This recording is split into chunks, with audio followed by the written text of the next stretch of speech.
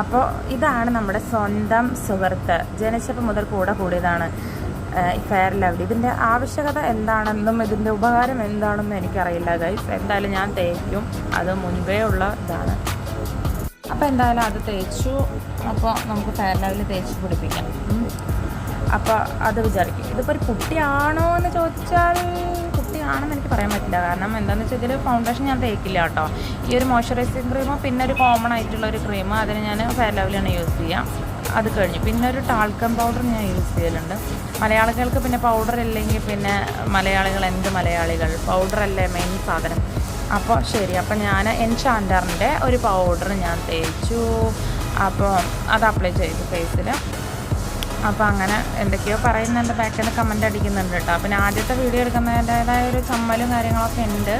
എന്നാലും പയ്യെ ശരിയാവും എന്ന് വിചാരിക്കാം. ശരിയാവണമല്ലോ.